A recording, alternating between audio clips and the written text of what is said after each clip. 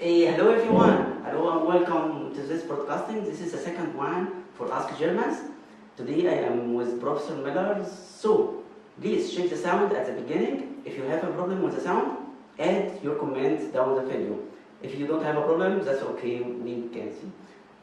Today I am with Professor Mueller. So Professor Mueller, let me start the questions. Can you please introduce yourself and take a moment for this?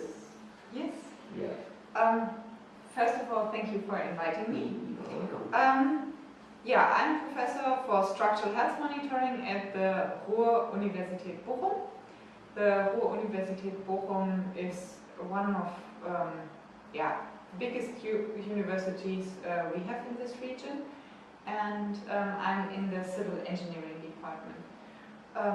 I'm a professor since 2018 and I'm a junior professor, so I'm relatively young compared to what you probably know as a formal professor. I studied mechanical engineering. The sound is not bass. I guess we need to increase the sound volume. Yeah. Okay. Yeah, sound at comment. Okay. So I studied mechanical engineering after I did my Abitur, and I did this at the University of Siegen, and afterwards I worked for the German Research Foundation, and now I'm here since the beginning of 2018 with the junior professorship in structural health monitoring. So maybe I should say one or two words about structural health monitoring. Yeah, that's okay. Yeah, maybe someone is not because know about it. some might not know it. So the idea of structural health monitoring is that we want to check our structures, monitor structures like civil engineering structures, bridges, tunnels, buildings, but also the same works for airplanes and so on. We want to monitor them continuously, and we do this with permanently installed sensorics, and therefore we need to have a very good data analysis later on, because the structures might be in different wind or weather conditions, and we need to compare these data and check if we are able to detect damages that harm our structures automatically. So this is what I'm mainly working on. Okay, that's perfect. So you studied here all your life in Germany? Most of the time I studied here in Germany. In fact, I was spending approximately half a year in Japan. Okay. During my masters. But the rest I studied here in Germany. Yeah. So the most of your study here in Germany. So are you German actually? Just yes, nationality. So you don't have any other nationalities? No second passport. Yes. So you all your studies here in Germany. So let me also check. You are working also in the research field. So you are traveling a lot abroad. I'm sure about this because I'm traveling too. So how many countries are you visited before? Actually, I didn't count the countries, but it was quite a lot. So, of course, I've been to Japan, I've been to the US, I've been to Australia, I've been to China, and also more or less all the countries in Europe, or many countries in Europe. So, of course, Great Britain, of course, Ireland, Austria, Poland, Spain, Switzerland, whatever, Netherlands.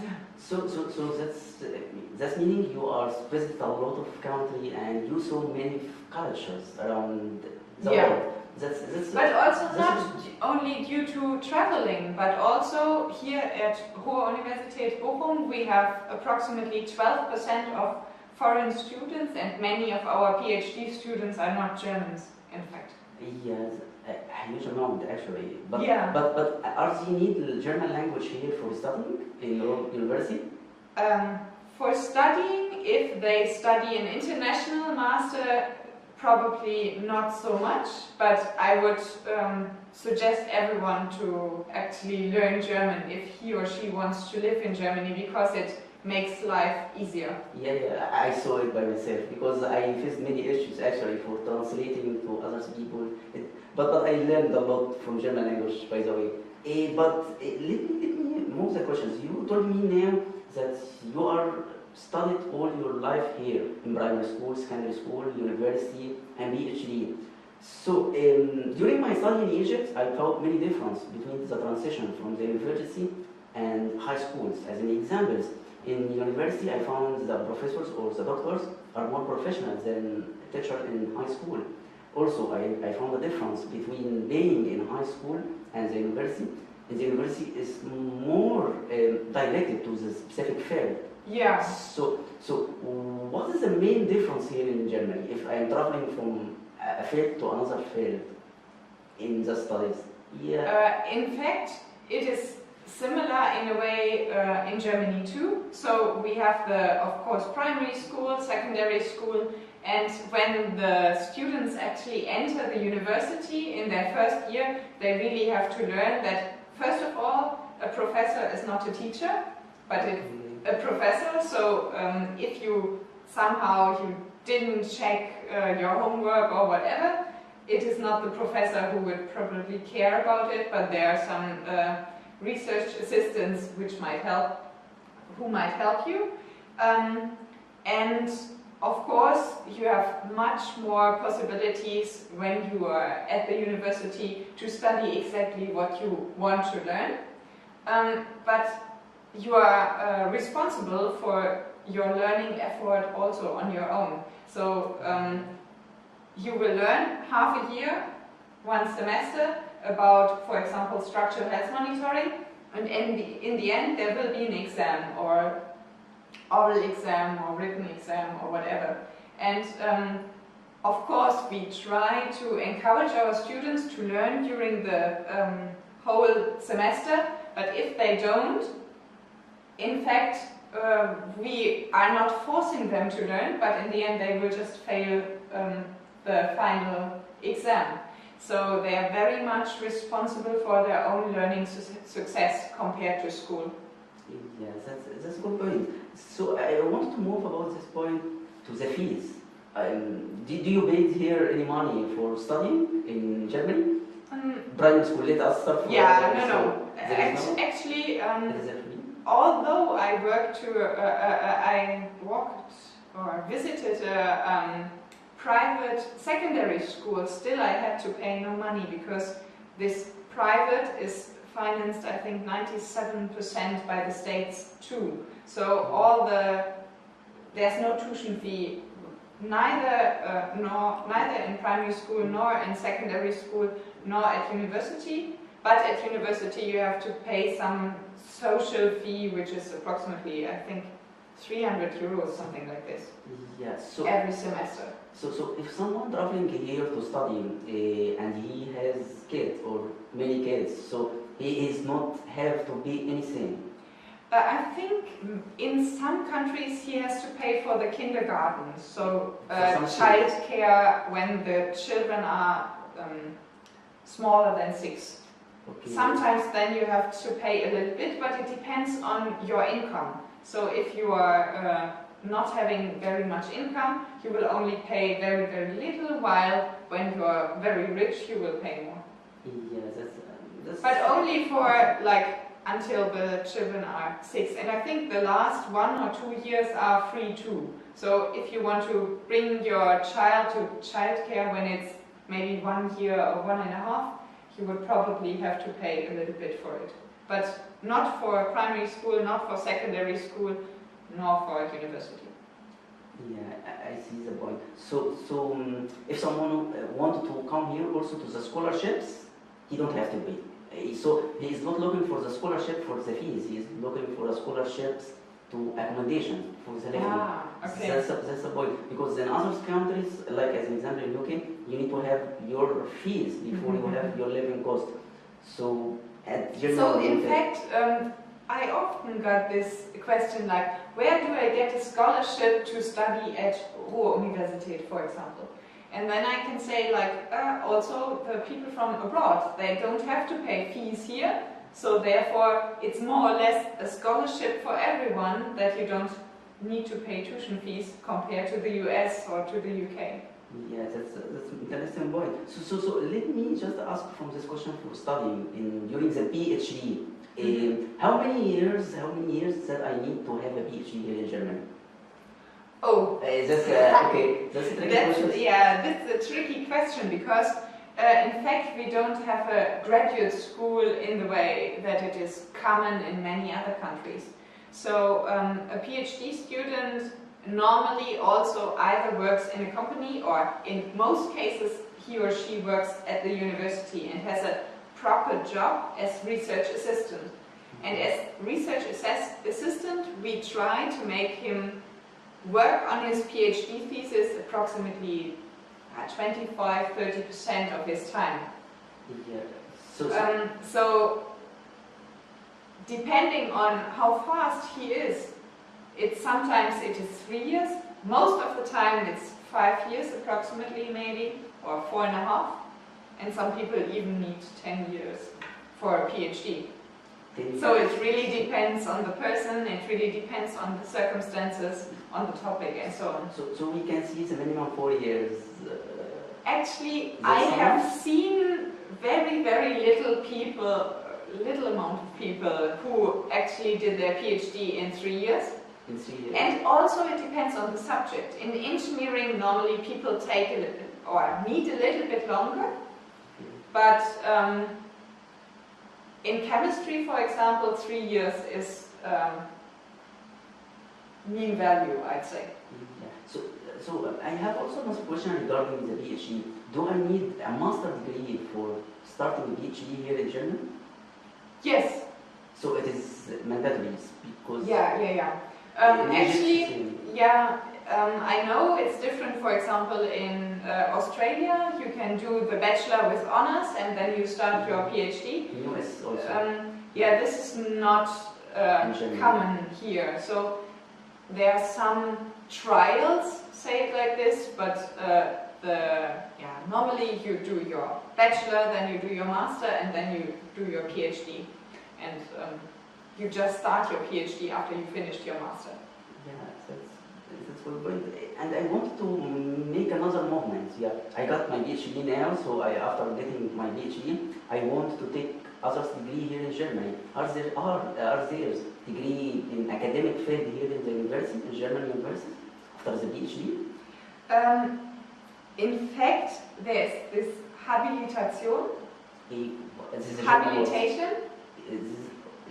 So it is like a second bigger PhD, say it like this, and it mainly allows you to be a lecturer at the university while not being professor. And in some fields, research fields, still the Habilitation is the normal entrance to be able to become a professor. But in fact, in the engineering sciences, very many people, they don't do the second big PhD, like they don't do the Habilitation, but still they are able to get professor. So it's not mandatory, but it is one way to continue research,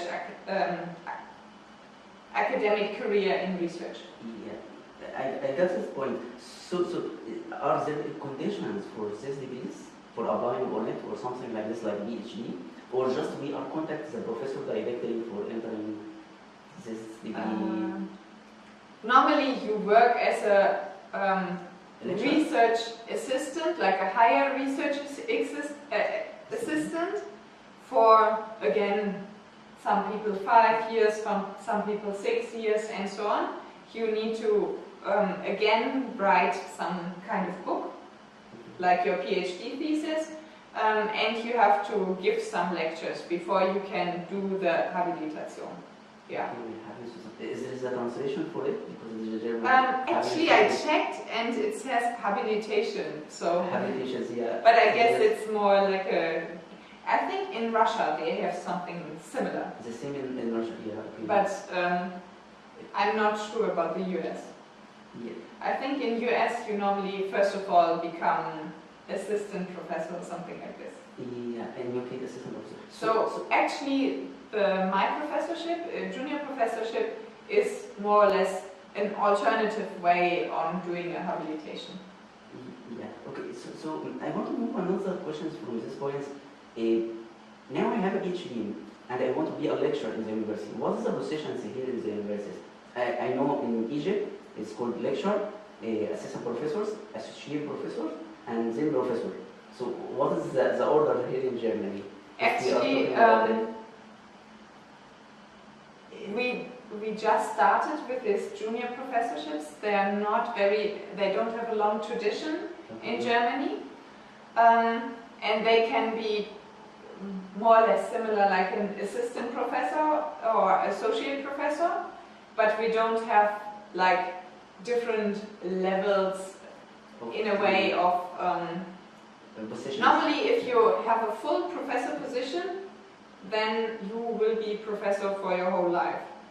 But we don't have anything in between, like all these tenured positions. This is quite rare in Germany up to now.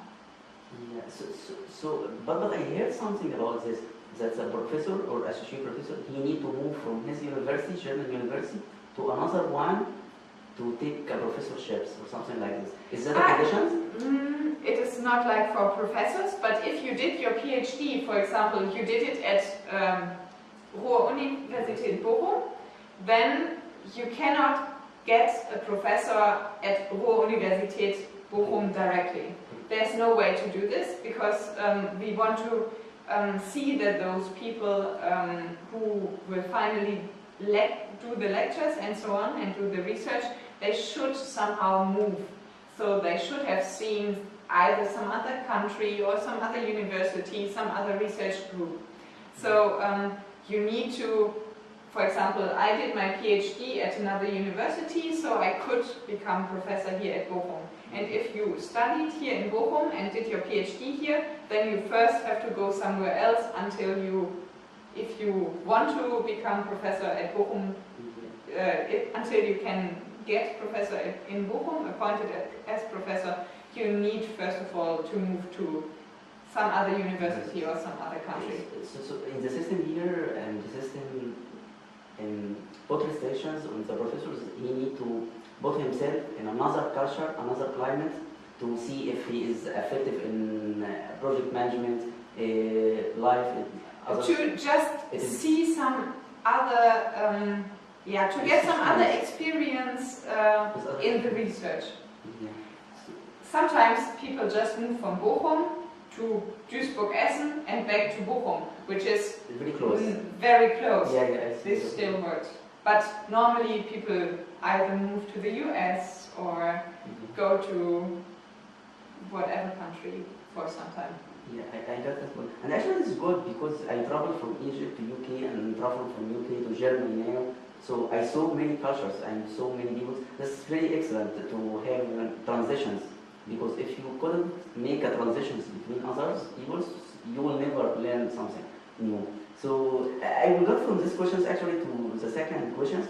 If I'm trying now to apply to a job here in education in Germany, are there conditions for being a lecturer here in Germany, in the German university? If you want to get a professor here? No, in a job, as a lecturer. I have a PhD and I wanted to teach a lecture. Actually, we don't have, or we only have rare jobs as a lecturer. This is not very common. So either you get professor or you don't. Okay. And if you, for example, want to get a job at a university where you also teach, you would probably be asked to be able to teach in German too. So the German language is one of the conditions at the present time. So I can't teach in German. I think for a small time it will be possible, but normally it would be preferred if you can teach also in German. Okay, I have just to comment. But not all professors here can speak German, in fact. Okay, I have just a comment from many people. They want to us to increase the voice, because the voice is not... So maybe we just take the computer next to us, because then it is louder. I see from the software in the front of me, the sound is good, the indicators, So if we just increase our voice more, maybe it will be helpful. Okay, we will try. Sorry for low voice. Because many people told me the voice isn't clear. So maybe you should also turn towards the microphone. Because it is internal. I'm sorry guys about the voice, because I'm using laptop at the present time in the live, and this is internal mic inside the laptop. So I did it before and the sound was good. So if you can't hear, just increase the voice in your device, and I'm sure you will hear us perfect. So we will continue on these questions, and also I'm recording it in my camera, and don't worry, after finishing it I will upload it in YouTube. So if you couldn't hear it well now, I will put it on YouTube also. We will move directly to this other questions. But about the teaching here style in general. If you found a student here in your class annoying you, what is the perfect solution, or what are the steps would you do for this student, especially? In fact, I hope that no student will annoy me.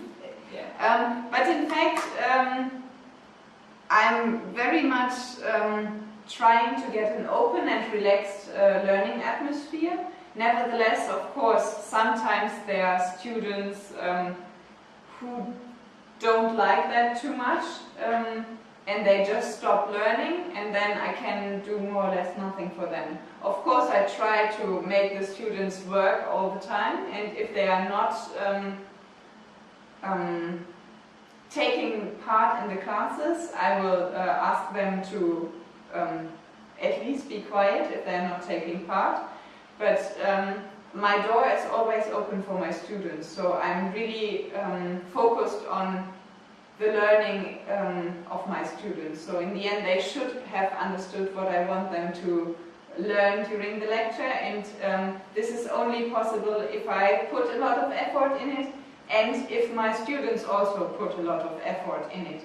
So if I'm doing a lecture, of course, on the one hand I'm giving the lecture, but on the other hand I will give some tasks that they can do from week to week or until 2 weeks, which helps them to actually learn about what I did. Okay, this is one point. I will move from this about your methodology here in teaching, but I'm not talking about the methodology of the lectures. I'm talking about the degree system. I will give examples from Egypt, actually. I have a professor, this is called Dr. Khair Farhat, as an example. He used the correction system in exams, 0 or 10. If you did it right, you will take 10 from 10. If you did it wrong, 0. Because he wanted to send us message, you are an engineer. If you did something wrong, the people will be in danger. Okay, I think I got it. This is style. So actually we have some more or less rules. So there's a Modulhandbuch. It is like a module, a catalog that needs to be taught. And some parts of it are standard in all German universities due to the Fakultätstag or Fakultätentag. So like for all mechanical engineers or for all civil engineers, some parts of the studies are all the same for everyone. But of course, as a professor, you have the freedom to teach more or less whatever you want, and teach it the way you wanted to teach it. Of course, if the students don't like it, they will say, we don't like it, and you will get some trouble, but in fact, you are free to do whatever you want. So this is also part of our Grundgesetz.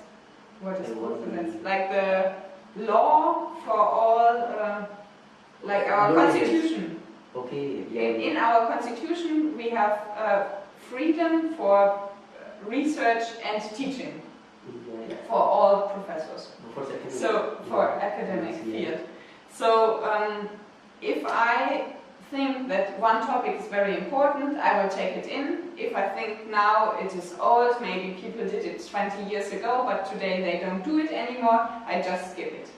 And I'm free to do so. And also about the grades, final grades. For example, for my students, I like them to do oral exams because it's, from my point of view, easier to see if the people really understood what I told them and didn't just learn it by heart.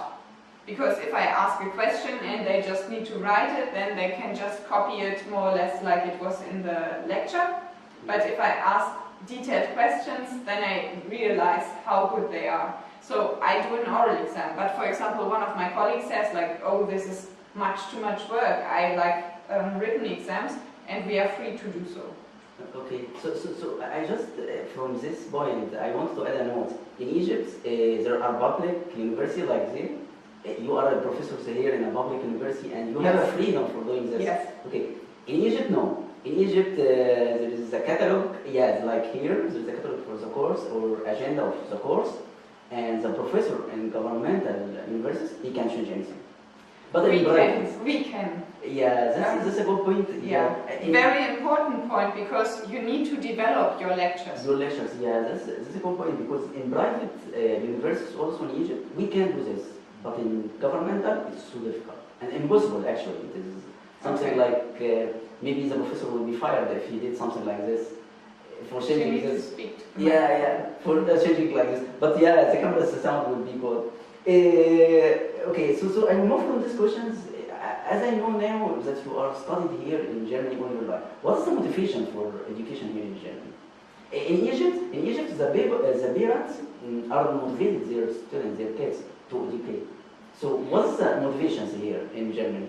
Of course, also here the parents will say, I want my children to be educated very well. But on the other hand, also after doing the Abitur, you have the possibility to get some vocational training on the job without going to university. And this system is very, very good in Germany. So it's not necessary to actually go to university to make your life and earn some money. Nevertheless, there are many students these days, and they really just, they want to learn something on the one hand, and they want to be able to do a good job in the end, I'd say. Yeah, so they are looking for their futures. We can say this is definitely. I hope so, at least. Yeah, from you, it's very environment and teaching. How would you encourage that kind of cultures? What are your suggestions for this? Actually, in fact, we are this faculty is in a process of improving their lectures. And we quite do a lot of things for this. On the one hand, we are trying to have more interactive learning environments, because we see that not all our students like to come to the lecture, and we still want them to be able to learn what we want to teach them. Also, we have more and more projects during the class. So you have the possibility to have some explorative learning, so you have a little bit like training on the job, on very small projects, of course, but we have the impression that this really helps our students to be better in the end, to really understand what engineers need to do. Okay, so if are there here field trips to the students for visiting factories or something like this under the courses? Sometimes, for example, we always have one each year around Pfingsten. I don't know it's some national holiday. So we have one national 1 week off at that time. And this week can be spent. Some professors will organize some excursion to different locations. Last year I was with one of my colleagues in Hamburg, and we actually visited several civil engineering sites, and it was very interesting. Yeah, and the students really liked it. Okay, so from that point, are the universities here funding this opportunity or field trips, or they are granting external? It is partly financed by the university, but it's sometimes the students also have to pay for this field trip because it's expensive. well, yeah, it's voluntary Yeah, field trip, so you don't need to do it, but it's just some possibility that we give to our students. Yeah, that's what point actually. So from your experience now from education system here in Germany, can you give us 5 keywords about educational system in Germany? As an example, in Egypt, passions. Yeah, you need to be passionate in Egypt to have education degree. So I think patience, of course, is also important in Germany. But I'd say for the whole education system, vocational training is something very important, which more or less exists in Germany in its, I would say, in its best kind, because people are trained on the job in the companies, but also go to some school to learn about it, free of fees. This is also, from my point of view, very important to, as a keyword for the educational system. State regulated, but still free. Say it like this. Almost free. Yeah. And yeah, in general, it is not like school at all. Okay. Which is very different. Like in UK, if you go to some university, it is more like another school. And here it's really like you have a great freedom and a great responsibility. Yeah, in UK, because I was in UK, it is like school separate from the other schools. They are connected, but financially it's totally separate. Because but it's more like small classes. Sometimes here you have a lecture with 400 people. 400 students. Then, of course, the teacher or the lecturer cannot make sure that everyone understood it, but the people are responsible for their learning success on their own. And this is really hard for many people when they just come from the secondary school. Yeah, yes. Self-learning is one of the most factors actually here for them. So I have another question about this also. Can you give us your opinions?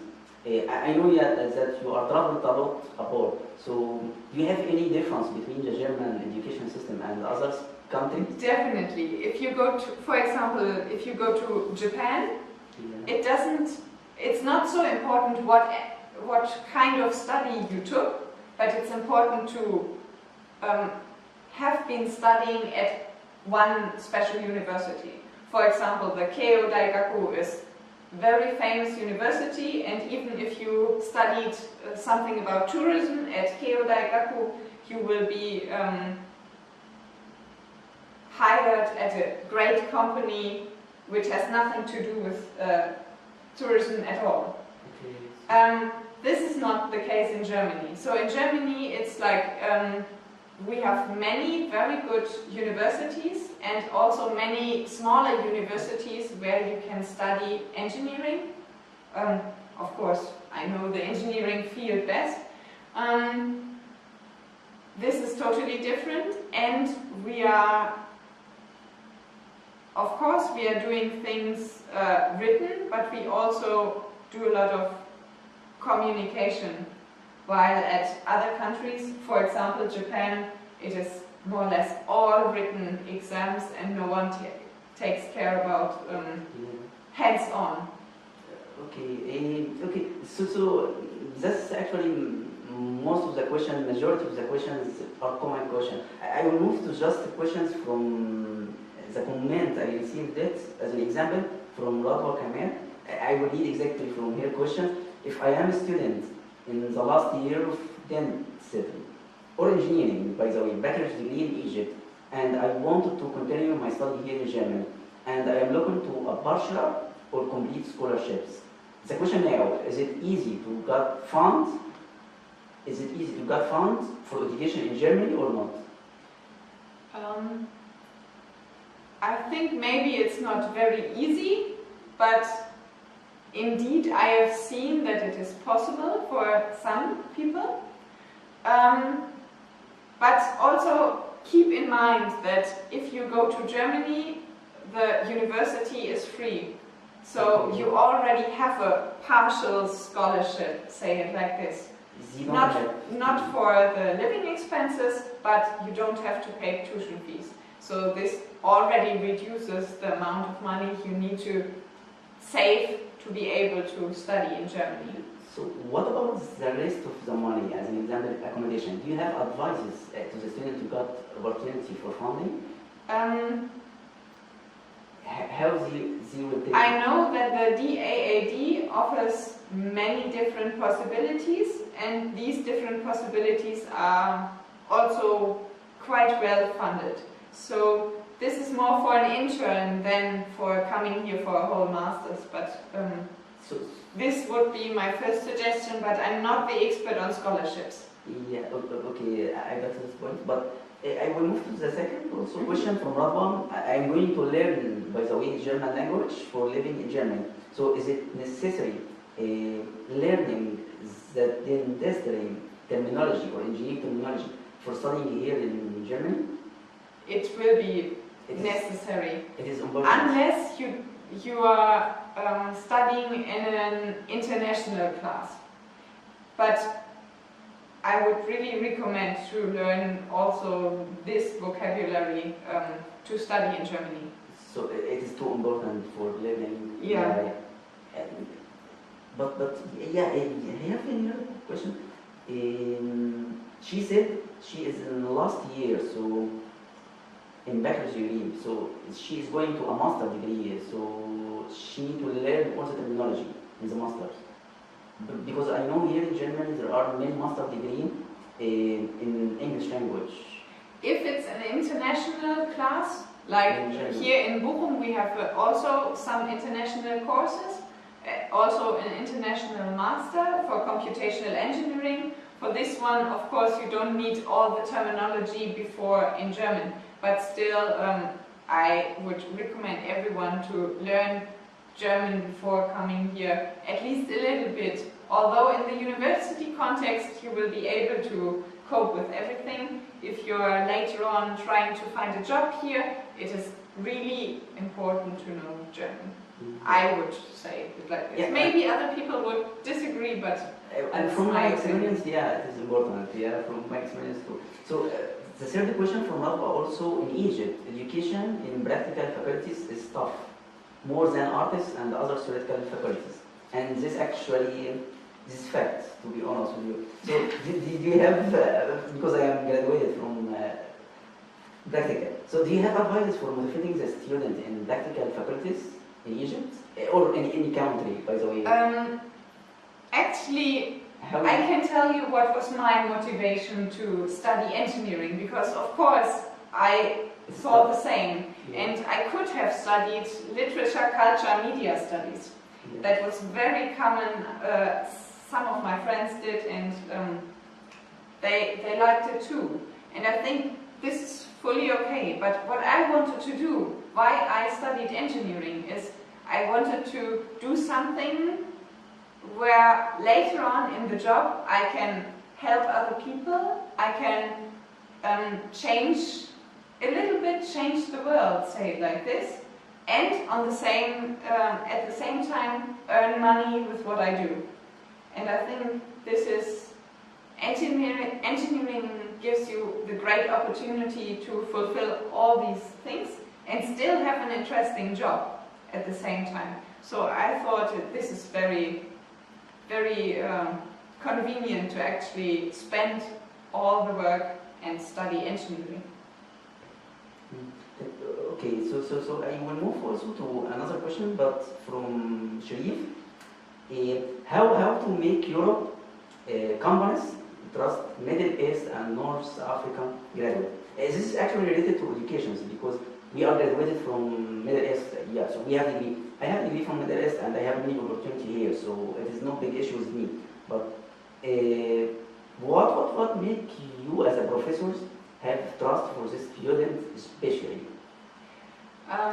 for coming here? Yeah. Yeah, in fact, in the first place, if you know a person as a person, that always helps. So if they have the possibility to come here, for example, for an internship or for just 2 weeks exchange as an exchange student or for 1 semester and so on, and people get to know them, then it is much easier. And in fact, to be honest, I don't read all these emails that come like, I am blah blah, what person of ever, I studied whatever, and I read your paper whatever, and I thought it was very interesting. This is like, I don't care about it. This is not interesting for me at all, and I won't read it. I will not continue reading it independent on how long this email is. But if this person applies like for an internship and then this person is here, I will get to know this person and know how good this person is. I can tell you, I also have the experience that some people, they write like, I know this, and then in the end it turns out like they don't know this, and then I don't trust those people. So don't say that you know something if you don't know it really for sure. So this is something I could advise those people. And on the other hand, I think it's very important if those people are then here for a short term to get acquainted with the culture here, like the culture in German universities, and manage to deal with criticism. Because many people, if they come here for an international master's, they have problems to deal with it. Yeah, the closed mind. I know. And I'm from the. This way, of course, as a German professor and also as a woman, sometimes I have some students, they don't think that women should do some job like this. And then, of course, I would never ever hire those people because.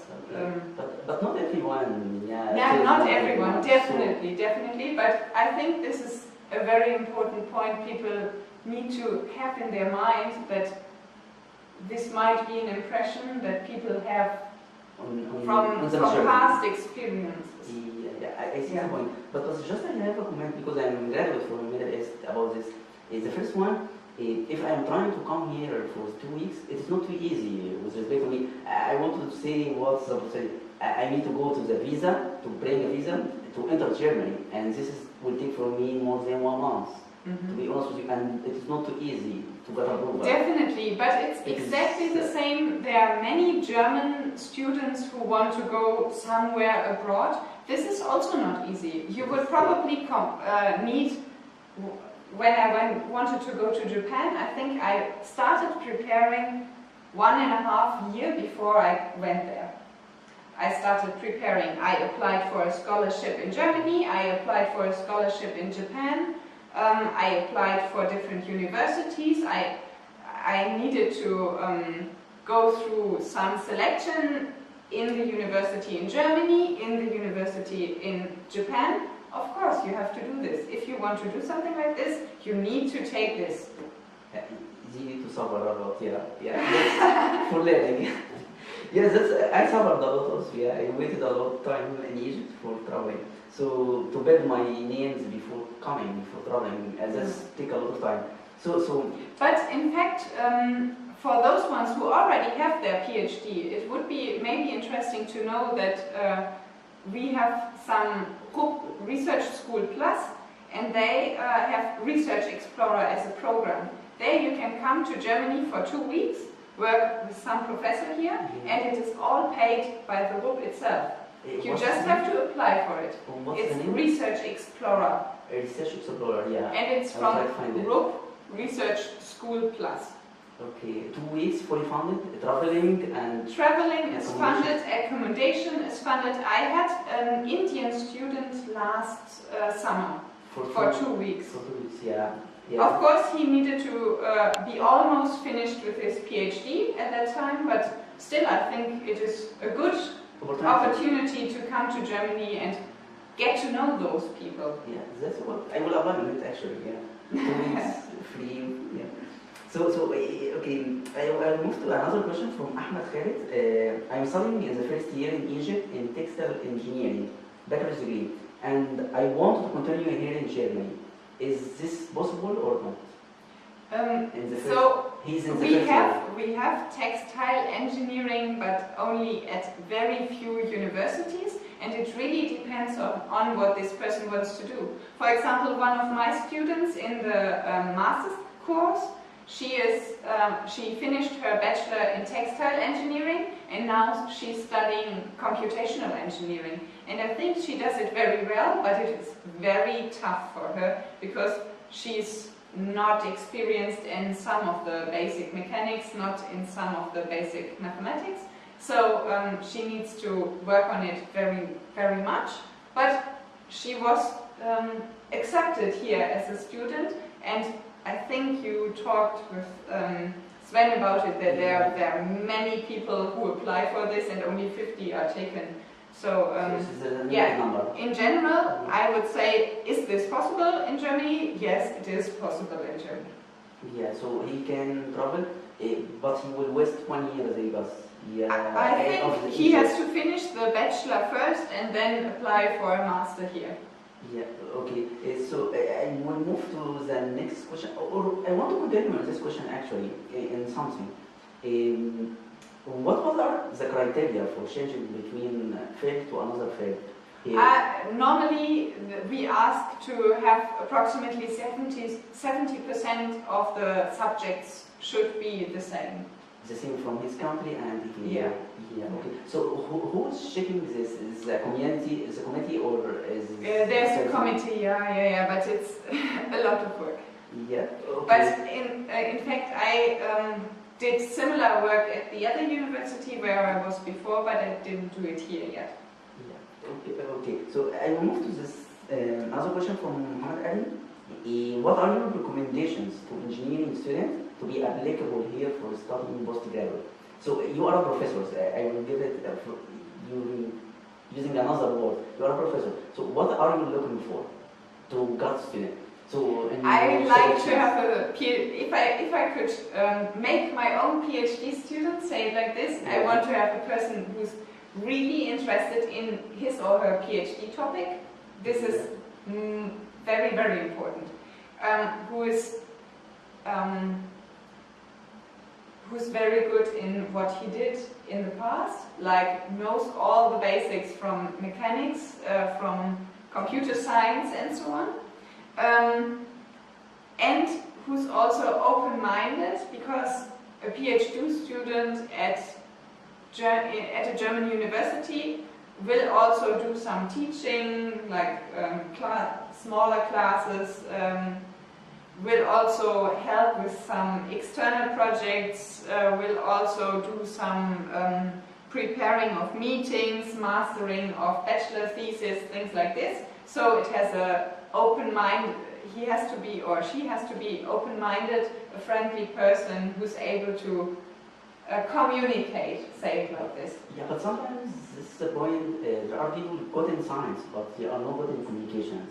So yeah, this often is a difficulty. So this is why I said, if I could have the perfect student, he would have all of it. And I think if one of these two components is totally missing, it is very, very hard to do a PhD. Independent of which component is weak. If one of these components is weak, you will have trouble. Okay. I have two questions after these answers actually. The first one is the topic selection from the professor or from the student directly. So if I'm trying to contact the professors, I need to write a proposals and send it to the professor directly, or just write an abstract? There are different ways of how to get a PhD position, in fact. Some people apply, for example, for a scholarship. my PhD, for example, was financed partly, or the first half, say it like this, was financed by a scholarship. There I had to bring the idea, what do I want to know, want to do, which questions do I want to answer, and so on. So I prepared the whole proposal. I think it was something like 7 pages. But very often also the topics develop because we get those people as research assistants and not as PhD students in the first place. So they are research assistants for approximately 70% of their time, and then some topic develops. Of course, in the first place, you have an idea of what this person should do, but sometimes it turns out to be a little bit different in the end. Okay, I see the point. So I have another question actually, but this is from mine, and if you don't like to answer it, that's okay. Because it's tricky. Is the Brexit is going to affect by any way in the education system between here in Germany and UK? Because I am from UK actually, so yeah. This is a tricky question. I hope it is not so much affecting it, Because but in fact we have many people going via the Erasmus program. Yes. And if, of course, some other countries also pay some money into this pot of Erasmus, and they are not in the EU, and still it works. So I hope the English government or British government will still continue to be in Erasmus and will continue to be in the AIDS framework, like Horizon 2020, all the funding projects. That would be very, very important for a good research, continuation of good relationships. For example, Sheffield has a very good area for structural health monitoring, and it would be very important that they don't decline due to Brexit. Okay. Yeah. I hope so. Yeah. And I hope so because I'm there. Yeah. I face many issues actually before this. So if you would like to give advice to any student, maybe hearing us or not now after this in YouTube's, advice for him about German education. What is going to be your advice to any student hearing us now before coming here? Be passionate. I'd say for the students, I'd say be passionate, and for everyone, I'd say collaborate. Do collaborations. Yeah. Try to get to know people and their field of research. Yeah, that's good advice. And also I want to advise from you, if you would like to add it, to any new professors here, or from other cultures, lectures or teachers. Collaboration. Also collaboration. Yeah. There is I think collaboration is very, very important. Important advice. Okay, thank you so much, Professor Mueller. And I will got this because I guess we have 55 minutes now, so okay. We almost finished. And I want to thank you so much for your times and for this video. You're welcome.